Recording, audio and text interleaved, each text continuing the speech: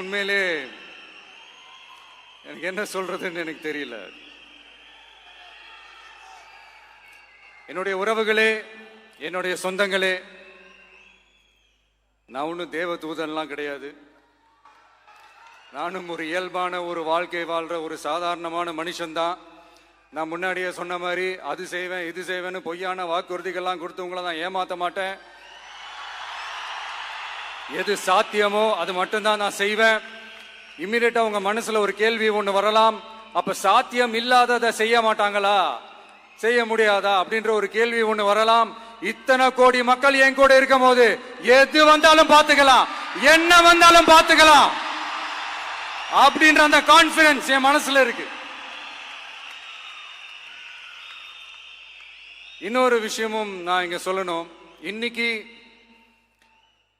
நம்ம தமிழ்நாடு கவர்மெண்ட் இருக்கிற அந்த நிலைமையை பத்தி நான் உங்ககிட்ட நான் சொல்லணும். கிட்டத்தட்ட 10 லட்சம் கோடிக்கு மேல கடன் வாங்கி வச்சுட்டு போயிருக்கிற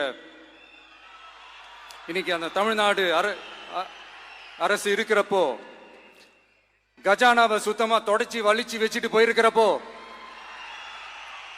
தூக்க முடியாத சுமையை ஏத்தி வச்சுட்டு போயிருக்கிறப்போ,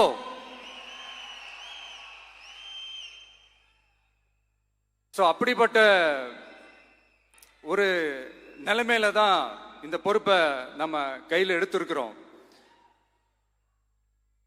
உடனே நீங்க நினைக்கலாம், என்னடா இவர் ஏதோ பொறி வச்சு பேசுறாரா அப்படின்ட்டு. அப்படிலாம் எதுவுமே கிடையாது. உள்ள போய் பார்த்தா தான் தெரியும் எது எந்த நிலைமையில இருக்குன்னு, என்ன இருக்கு என்ன இல்லை, எது எந்த நிலைமையில இருக்கு எது எந்த நிலைமையில இல்லை. அதையெல்லாம் பார்த்துட்டு உங்களுக்கு ஒரு வெள்ளை அறிக்கையா அதை வெளியிடணும்னு நான் நினைக்கிறேன். ஒரு டிரான்ஸ்பரண்டான ஒரு கவர்மெண்டா, அதாவது இன்னைக்கு நம்ம தமிழ்நாடு கவர்மெண்ட் இந்த நிலைமையில தான் இருக்கு அப்படின்றத உங்ககிட்ட சொல்லிட்டு I just want to take it forward from தேர்.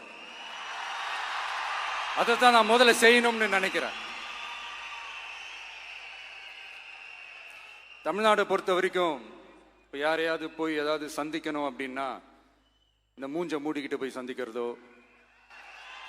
என்ன இந்த மறைமுகமா உங்களுக்கு தெரியாம போய் சந்திக்கிறதோ அப்படிலாம் நான் செய்ய மாட்டேன்.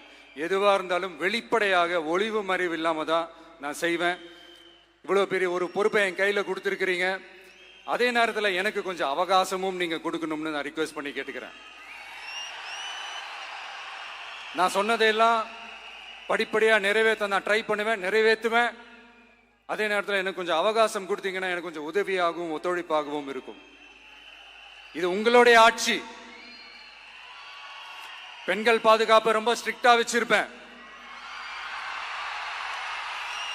போதைப் பொருள் கலாச்சாரம் அதை கண்ட்ரோல் பண்றதுக்கு என்னென்ன ஸ்டெப்ஸ் எடுக்கணும், என்னென்ன முயற்சிகள் எடுக்கணும், இன்னிலிருந்தே அதை நான் எடுப்பேன். நம்ம பசங்களை அதுல இருந்து காப்பாற்ற வேண்டியது நம்ம அரசனுடைய பொறுப்பு. அதே மாதிரி சட்டம் ஒழுங்க எல்லாருக்குமான பாதுகாப்பை நான் உறுதிப்படுத்துவேன். என்ன அவமானப்படுத்தினவங்களாகவே இருந்தாலும், என்ன கஷ்டப்படுத்தினவங்களாகவே இருந்தாலும், அவங்களும் என் மக்கள் தானே. நண்பர்களாக இருந்தாலும் எதிரிகளாக இருந்தாலும் 8 கோடி மக்களும் என் மக்கள் தானே.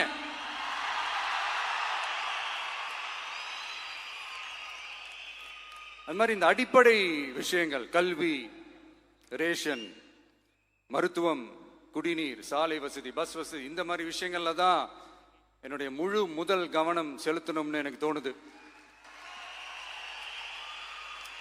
நான் முன்னாடியே சொன்ன மாதிரி மக்கள் பணத்துல இருந்து ஒரு பைசா கூட நான் தொட மாட்டேன். எனக்கு அது அவசியமும் இல்லை. அது உங்களுக்கு நல்லாவே தெரியும். இந்த விஜய் தப்பு பண்ண மாட்டான், தப்பு பண்ணவும் விட மாட்டான். அது யாராக இருந்தாலும் சரி, என்னோட கவர்மெண்ட்ல என் கூடவே இருக்கிறவங்களாகவும் சரி, விட மாட்டான். சப்போஸ் யாருக்காவது அப்படி ஒரு எண்ணம் மனசுல இருந்துச்சுன்னா, நம்ம ஜெயிச்சிட்டோம், ஒரு ஆட்டம் ஆடி பார்க்கலாம் அப்படின்ற எண்ணம் யாருக்காவது இருந்துச்சுன்னா இப்பவே இந்த நிமிஷமே அதை எரேஸ் பண்ணிருங்க.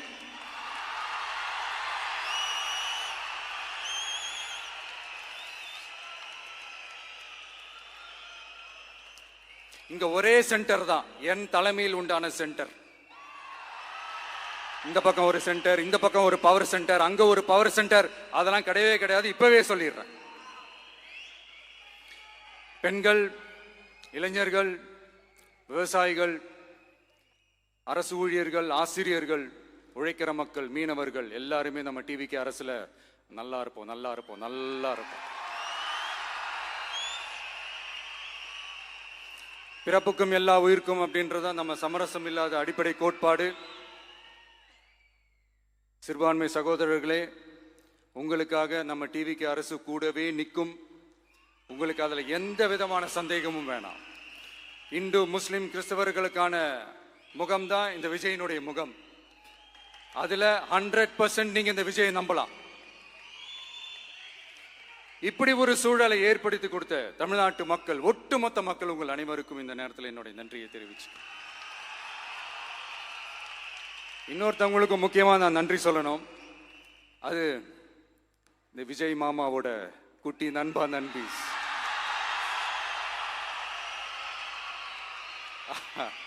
அவங்களாலதான் இது நடந்திருக்கு. உங்களுக்கு எப்படி நன்றி கடன் செய்யணும்? உங்களுக்காக உங்க ஃபியூச்சரை மைண்ட்ல வச்சுக்கிட்டு எல்லா நல்ல விஷயங்களையும் உங்களுக்காக இந்த விஜய் மாமா செஞ்சு கொடுப்பான். கான்பிடண்டா இருங்க. அதே மாதிரி இன்னொருத்தவங்களுக்கும் நான் முக்கியமா நன்றி சொல்லணும். உங்களை எப்படி நான் மறப்பேன்? நீங்க தான் என்னோட உயிராச்சே.